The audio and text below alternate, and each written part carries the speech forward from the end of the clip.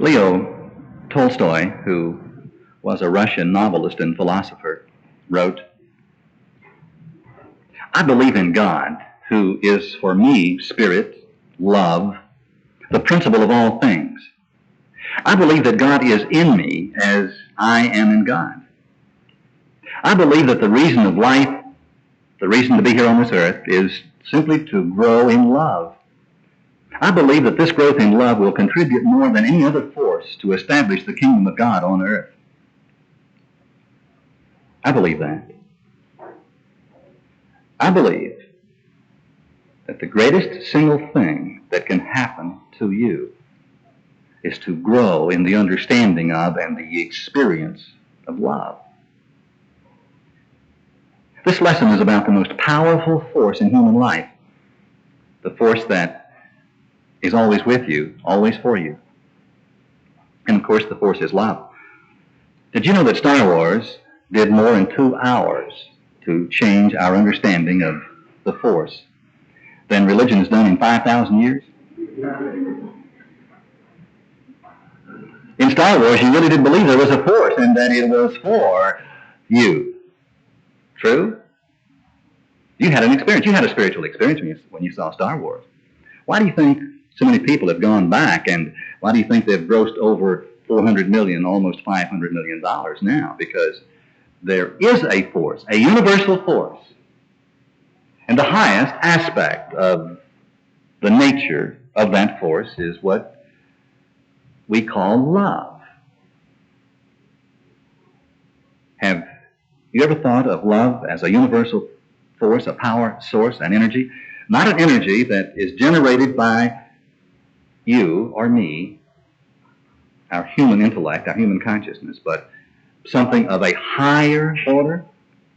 Martin Luther said, "Love is an image of God, and not a lifeless image, but the living essence of the divine nature which beams full of goodness." Love is a living thing, an energy, a power, a force that is always for you, and it is here. I'm going to tell you something that you might not believe. You, at this very moment, are swimming in a sea of divine energy called love that can and will respond in ways that are many-splendored. Love is a many-splendored force, energy, that can transform you, lift you up, convert you into a being of such magnificence that it's difficult to describe. Don't try to understand it at this moment, but accept the fact that we are here in close proximity to an energy that responds, loves, and nurtures. Try to believe it. The Bible is a book of stories about real people, just like us. And, of course, there are other stories called allegories in the Bible, stories that are made up to prove a point. For example, Jesus said there was a man who had 2 sons, and he made that story up, so that in describing the nature of those 2 sons and what occurred to them, he could tell the people of his time, and you and me, something of our own nature and what is happening to us. Now, all these stories were selected and compiled as an activity of spirit, so that to the discerning human mind, there might come an insight, a revelation into the nature of God that would ultimately lead that person into the experience of his or her own higher nature, or God's nature. Spirit is trying to anoint us with itself. The anointing that will occur to us is the anointing that love gives. It's the experience of itself in us, in our life. The whole thing of love is ours to experience. The Holy Spirit is an activity of the nature of God. And the Holy Spirit means just that, the whole spirit of love that is trying very hard to take place in every person. Now, we are the ones who keep this experience from happening to us. The Bible deals with the nature of God, and as the Scriptures develop, the idea becomes clearer and clearer until toward the end it says, God is love.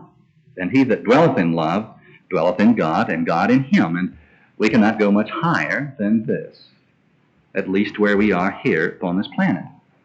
God is love. Now, love is a major aspect or quality of God. And therefore, if I am in love with you, I am in God with you. I'm in God with you. If I'm in love with my life, I am in God with my life, and God is with me in my life. The love that I have for you is an activity of the Spirit of God. It is not something that I generate or that you generate. If I love my job or my profession or any area of primary responsibility, I am in God with my job or that particular thing. Could that explain why a few people exceed and excel the rest of the race, while the masses move from one thing to another, rarely finding fulfillment? Have you noticed that most people move from one thing, one activity, to another, always trying to be fulfilled in something? You cannot go anywhere on this earth to be fulfilled. You cannot find another thing to be fulfilled in unless and until you begin to be fulfilled where you are. It is love that fulfills us. It is the choice that you and I make to begin to love our lives. When we start loving our lives and these things that we are experiencing, when we love our moments, the events, the conditions, the circumstances, the people, regardless of their shape or form or size or moodiness, something begins to happen because we, at that moment, draw to ourselves the fulfillment and the experience from within the fulfillment that always eluded us. Love has only one desire, and that is to fulfill itself in you and me. Carl Jung, a psychiatrist, wrote these words. I sometimes feel that Paul's words, though I speak with the tongues of men and angels and have not love, might well be the first condition of all cognition. That means all knowing, all higher knowledge, and the quintessence of divinity itself.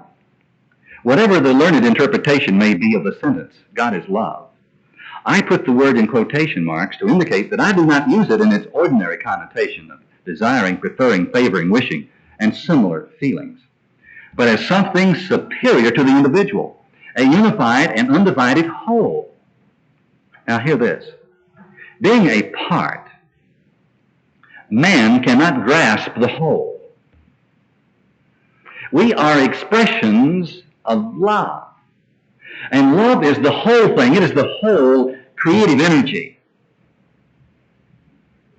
Jung is saying that love is the first condition or basis of all cognition, all real knowing or understanding. In other words, you can't understand anything without love. You can't understand the universe, God, yourself, your children, your spouse, your profession, without love. Love is the awakening of understanding. Jung has also said that love is the pure, highly concentrated essence of God. Love is not that pygmy emotion that men and women think they generate for each other secretly.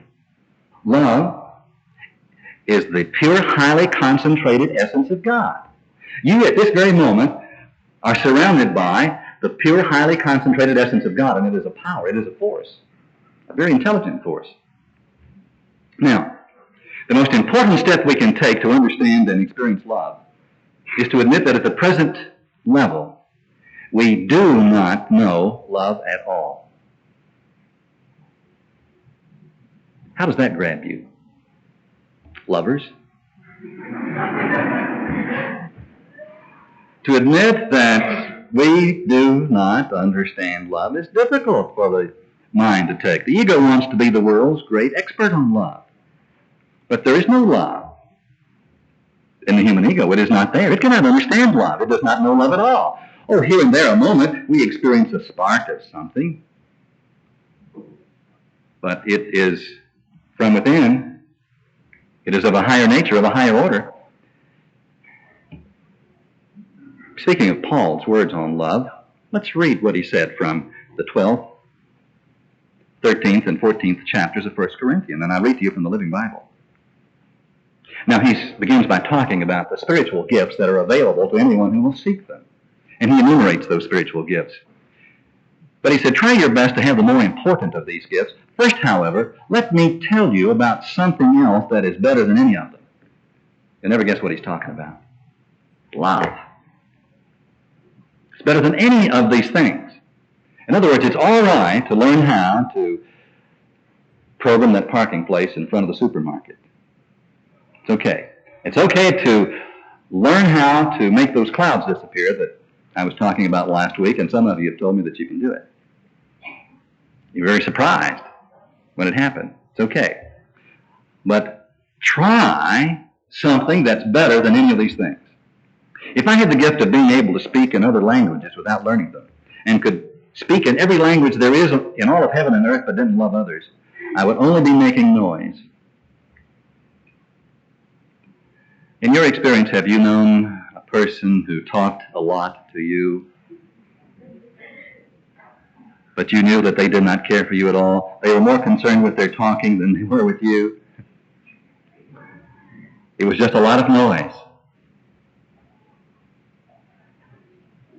Today I had an interesting experience.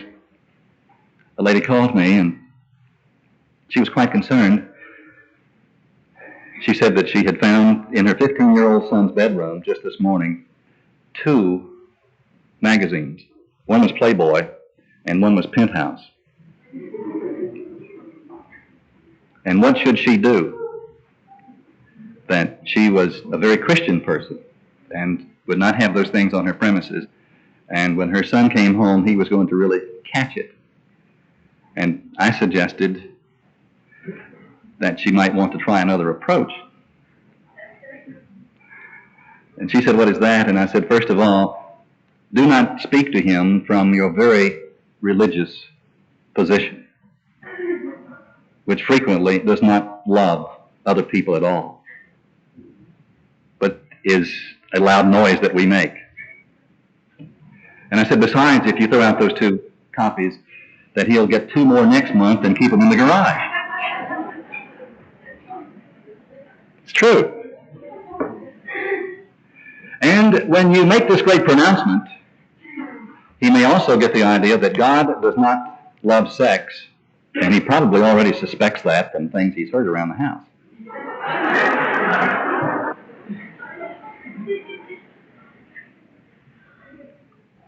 I doubt if it will make any major important changes in his life, except to prove to him one more time that you really do not care about him at all. Now, it might be possible for you to carry on a conversation, a very loving conversation with him at some future time after you've changed your attitude about these matters. And I believe that she heard something that I said. If I had the gift of prophecy and knew all about what is going to happen in the future, knew everything about everything but didn't love others, what good would it do? Even if I had the gift of faith so that I could speak to a mountain and make it move, I would still be worth nothing at all without love. If I gave everything I have to the poor people and were burned alive for preaching the gospel but didn't love others, it would be of no value. Love is very patient and kind, never jealous or envious, never boastful or proud, never haughty or selfish or rude. Love does not demand its own way. It is not irritable or touchy.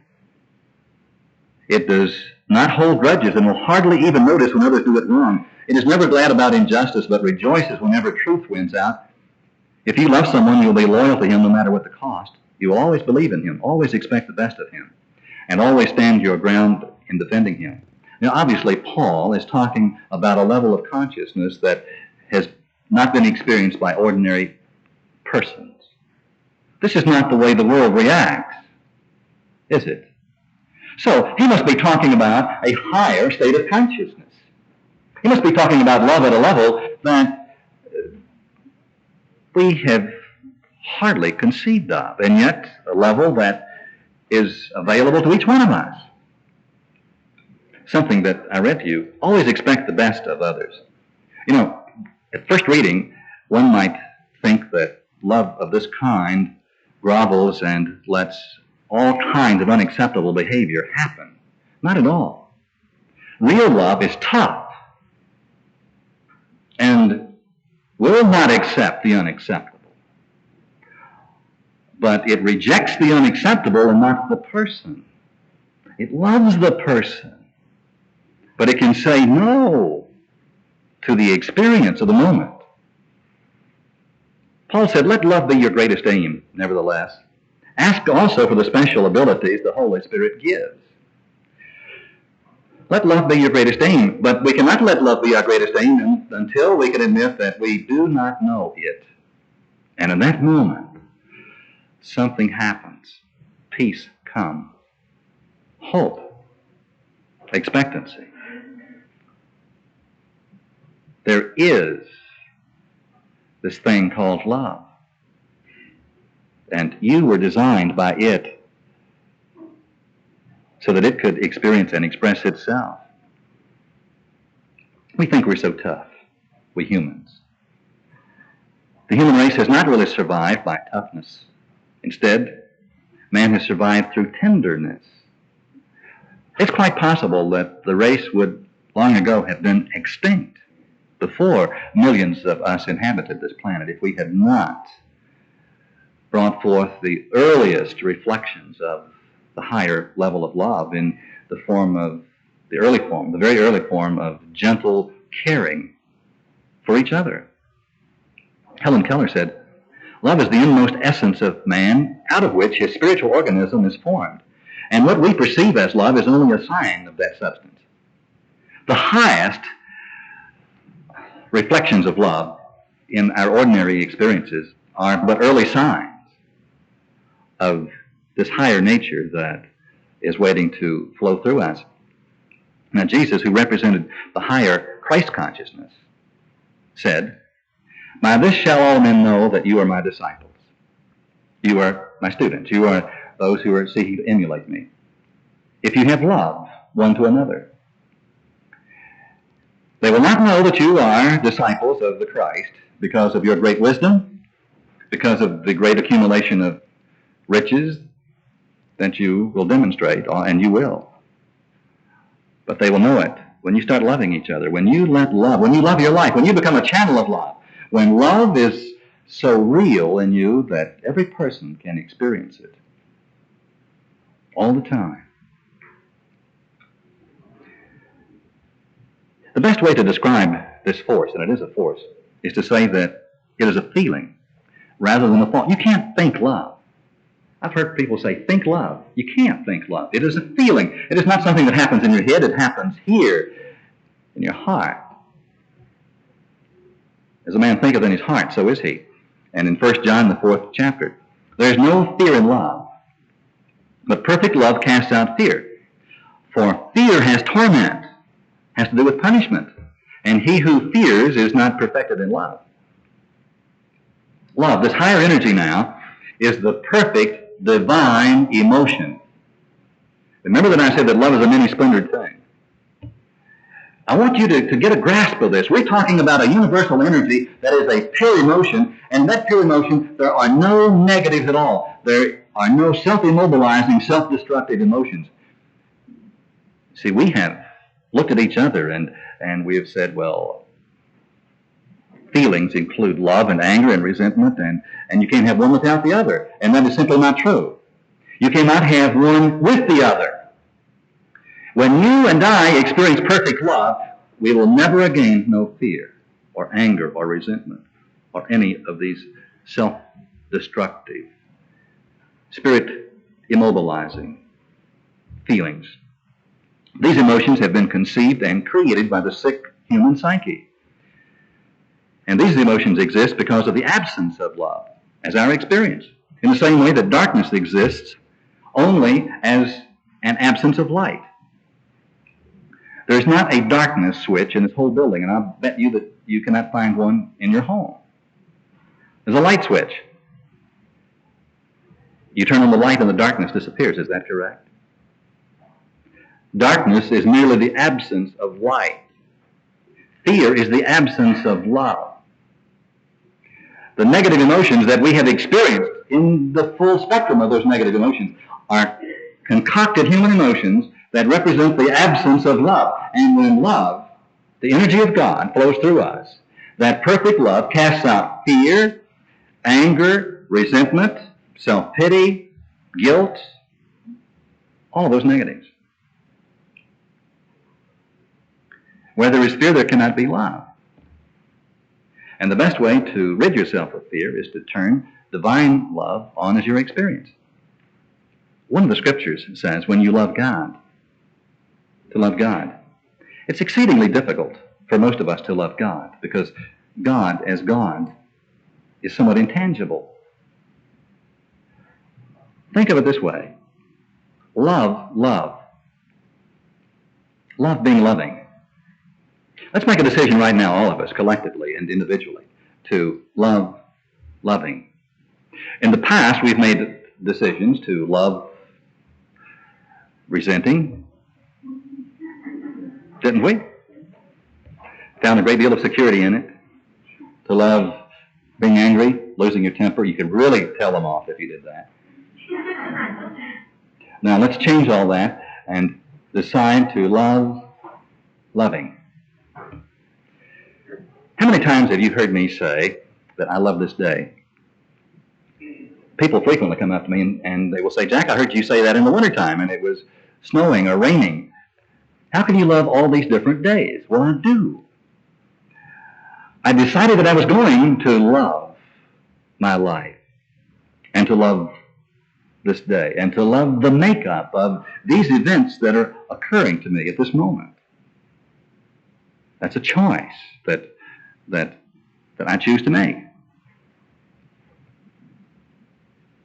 The moment that you decide to love love more than you've loved the suffering or the anger or the resentment or whatever the problem might have been, to love the feeling of love, watch your life come alive and watch that problem begin to disappear. Now, what happens usually in a moment of crises or when our ego is threatened?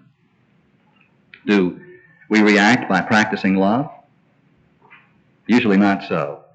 We usually react, if the crisis is severe enough, with panic or fear or anger or self-righteousness, which drives out love.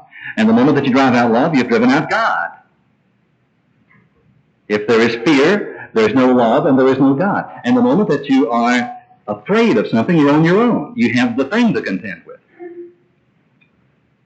If you can love the situation, then that love becomes an activity of God. It is not you having the experience, it is love having the experience. And when love has an experience, you will find that love will always draw to itself the perfect combination of things, persons, solutions, to turn that experience to your advantage. It is always that way. It does not matter if it's a flat tire on the expressway or a problem in your physical body. If you do not react with fear or anger or self-pity, any of these negatives, then love is there and love will do its part. There was an article in today's paper in a little column called Personal Contact. And it's from a mother. To the two boys who ripped off my son's wheelchair at Bob Sager's Cobo Hall concert. You stole the only means of getting around that my 15-year-old son had. It sure takes a lot of courage to steal from the handicapped. But remember, God works in strange ways, and someday both of you will pay for what you did. I hope it's soon. Is that very loving? 99% of the people that read this will agree. The very idea of someone stealing a wheelchair, it's horrendous. They should be punished. They will be punished. Now, this is unacceptable behavior that love does not accept. But the reaction that I read to you is as unacceptable as the theft of the wheelchair. And imagine the reaction of the child in the wheelchair who has to be immersed in that non-loving consciousness. Love will not accept these experiences as being valid, and yet at the same time it reacts in a more peaceful, loving way.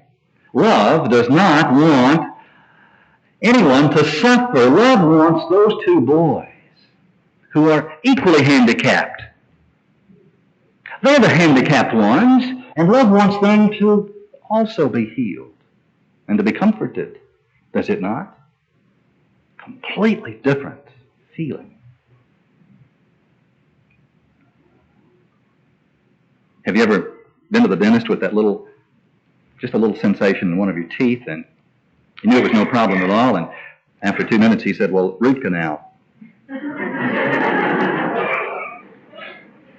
And you knew about root canals because not long ago you talked to Martha, and she told you about root canals, and how absolutely excruciatingly painful they are. The whole side of your face swells up and turns blue. And you can just hear jackhammers going on in your jaw. Root canal. Terrible.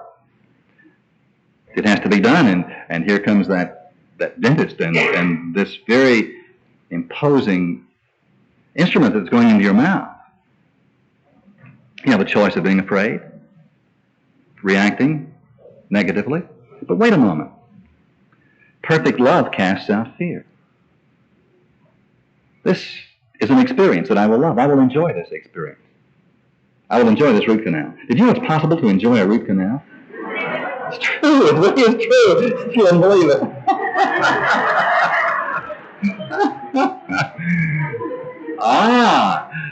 Normal human beings do not enjoy root canals.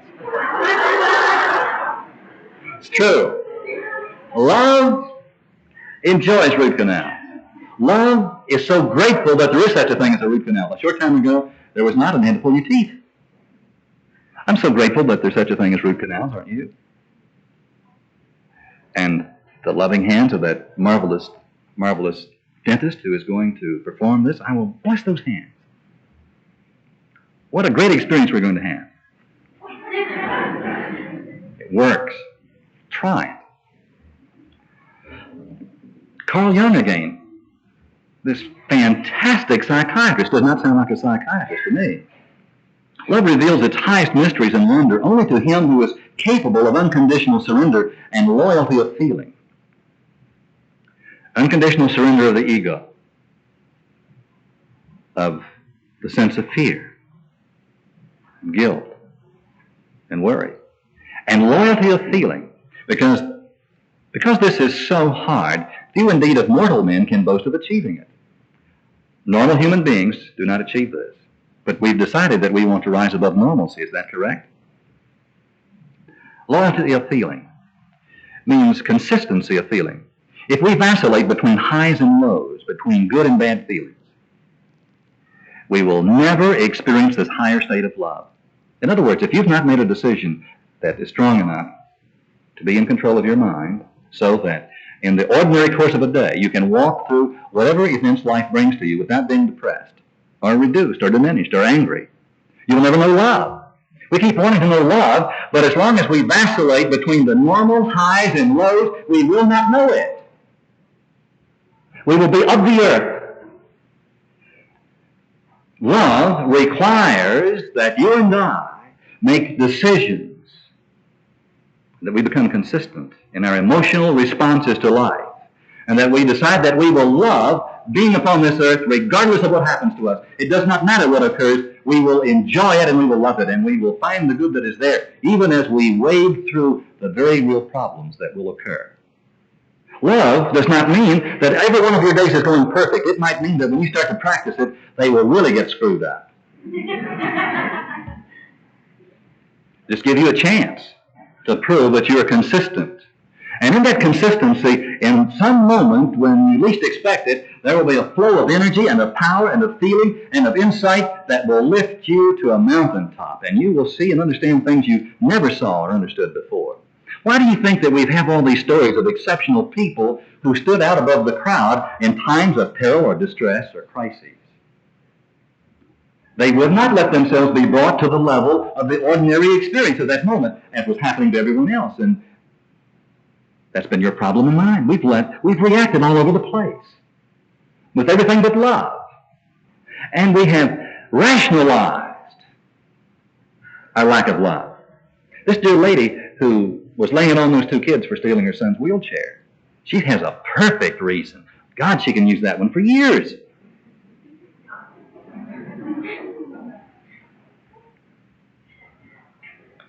You've heard stories of people who have come unscathed through hardships that no human being could survive, and yet they did. Why? How?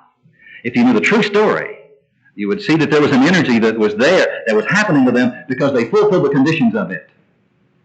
And that person became the experience of love.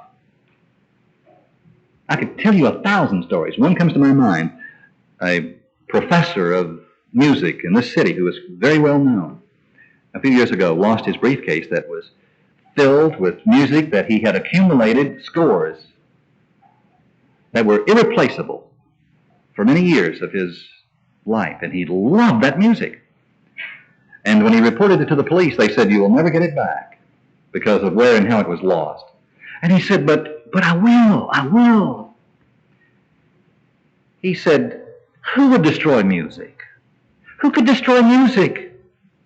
It would be murder to destroy music. Everyone loves music. I've loved this music, and it will come to me. Love will bring it back to me. And love did. He was not of the thought that you and I have, and yet he was, because all of his life he has loved music. He has given himself to music and love, and music flows through him, and I've heard him play and have been inspired. He writes. We have Bob Angus, our soloist, because of him. Love always fulfills its promise. We're the ones who fail. We fail to practice it. We fail to believe in it. And we select all other possible responses before we will reach for love. Love is the last resort of the human intellect. Now, by the time we reach the stage of consciousness that we will think of love, we must have gotten rid of all criticism and condemnation. We will never say, it serves him right, or I hope God strikes you dead, or punishes you now. Divine love is tough, but it is love. If you love someone, you will always expect the best of him, Paul said in 1 Corinthians. Change that to require the best of him.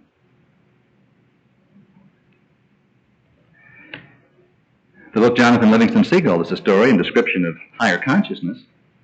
Listen to the value that Shang, Jonathan's advanced spiritual teacher, placed on love. We can start working with time if you wish, Shang said to Jonathan, till you can fly the past and the future. And then you'll be ready to begin the most difficult, the most powerful, the most fun of all. You'll be ready to begin to fly up and know the meaning of kindness and love. And his last words to Jonathan were, keep working on love. And then he disappeared. It's the highest order of this planet. And it is the force, it is the power that will lift us above this planet and above the conditions of this planet. And as Jonathan kept working on love, he found himself willing and ready to come back to earth, to become the teacher of love to other gulls who were suffering just as he had suffered. And as you and I begin to experience love, it becomes our intense desire to share with other people. The people, first we want our families, we want to fix them. And we find out they don't want to be fixed. And after we get over that early disappointment, then we are willing to share it with those who will. But love will carry itself and its message, its energy, to the world through you. You are its channel. I must tell you my story of discovering love. A number of years ago, I did not believe in love. I had not practiced it at all. And one day, in my distress, I prayed, and a short time later, I had an experience, like 3 days later, and the opening movement of that experience was that, caught up in so much fear, that I could not believe how afraid I was. I heard this voice in me and all around me, a booming, gentle voice that said, perfect love casts out fear. And it was as though you had spoken to me. And instantly, with the voice, was a movement of an energy in me, and in that movement of energy, I found that all my fears had disappeared. I did not know how afraid I had been. It was like having listened to a sound that you could not stand because of its volume. And you had heard the sound for so long that you could not remember how long you had heard it. And suddenly the sound ceased and the silence was overwhelming. And when I felt the absence of fear, it was overwhelming. And in the place of fear was this intense love that was so great that I wanted to say and did say, shut it off. I cannot stand it. I was loved with an everlasting love. And it was a love that spoke and said and revealed things to me that it just did. Take my word. Love casts out all things unlike itself. And some days and weeks passed, and I was caught up continuously, but not at such a high level with that experience. And one day I was reading the Sermon on the Mount, a book by Emmett Fox. And on page 52, as I read, and you will not find on page 52 what I read there, I heard this voice again that said, you must forgive John. His name was not John. You must love him. And instantly I said, I will not, I cannot. And the voice said, yes, you will love him. And I said, I will not. And the voice said, yes, you will, it is for your sake. And I said, oh. It was not for him, and that got my attention, it was for me. But I could not love him. No one could love this man. He was totally unlovable. Even the voice of love could not love him. Had a perfect reason for not loving him. All the things he had done. And love said, you will love him, and showed me how. And the way was made clear in my mind. And the way was this. My youngest son's name is Alan, and he was 2 years old at that time and had long curly hair and always had a smile on his face. I think he always has. And I loved him dearly. And the picture, the image was to hold Alan in my arm and love him. Just love him, love him, love him, and get the feeling going, the intense feeling of love for Alan, and then switch it to John. And I did, and I switched it to John, and he quit when he got to John. No one could love John. See? Voice? Love him. And I practiced for days. And one day, it got to him and didn't quit. Now, I didn't love him, but it liked him a little bit. It understood him. That's a better way of saying it. And then one day, I could see that he was like I was. He was struggling. He had done the very best he could possibly do. And I was changing. Shortly after that, I was driving along. It was in the fall of the year, and I was driving an old clunker of an automobile. It was the best thing I had, and new cars had just come out. I was on a 4-lane highway, and the one I had was hardly going at all. And I looked over, and here came a brand new 2-tone brown Oldsmobile or Buick. I can't remember which it was. I thought it's the most beautiful car I've ever seen. And it got out just in front of me, and I looked at the driver. You'll never guess who was driving that car. At an earlier time, I would have wanted to have driven him off the road. And immediately, instantly, I loved him. There was the love of God flowed through me for him, and without thinking about it, my response was, I'm so glad he has that car. I'm grateful. A short time after that, I went to him and made my amends to him for all the things I had done and said that were not right, without ever mentioning one of the things he had done to me. Not long after that, he had a heart attack and died. Not because I made my amends.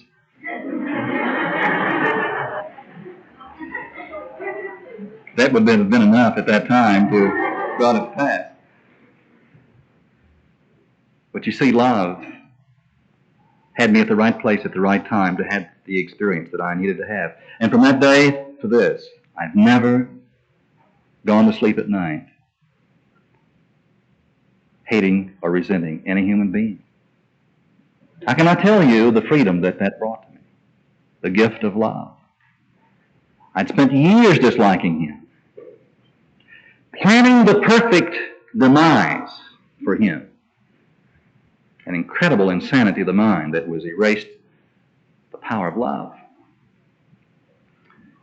It's a cosmic law that love heals and that fear and condemnation damage and destroy.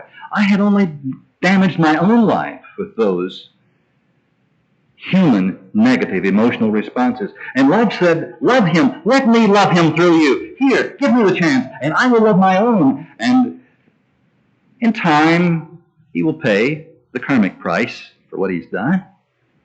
You are free.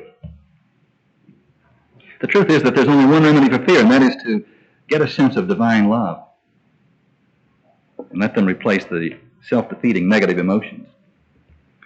Are you making your success demonstration in life? Are you? Are your prayers being answered? If not, there must be something wrong, because we live in a universe of law that cannot be broken. Jesus said that whatsoever things you ask for and believe that you already have them, they're yours. But he said, wait a minute. When you're praying, first forgive anyone you're holding a grudge against.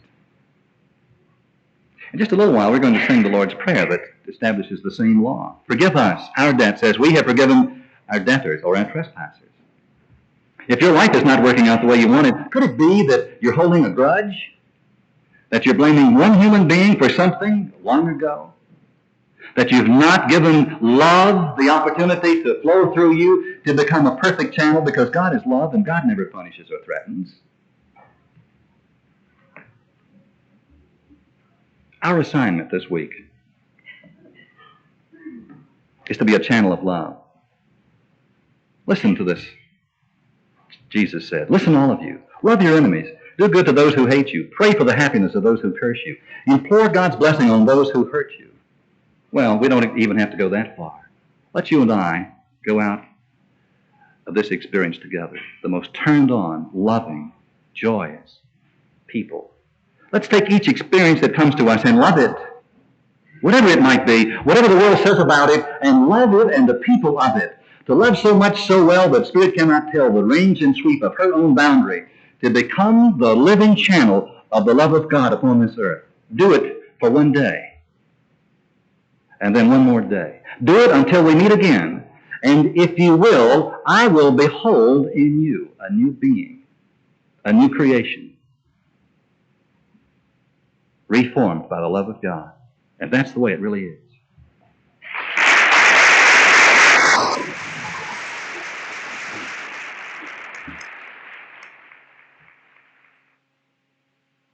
This concludes the lesson on Side A. Now, please fast forward to the end and turn the cassette over for the continuation of How to Achieve Higher Consciousness.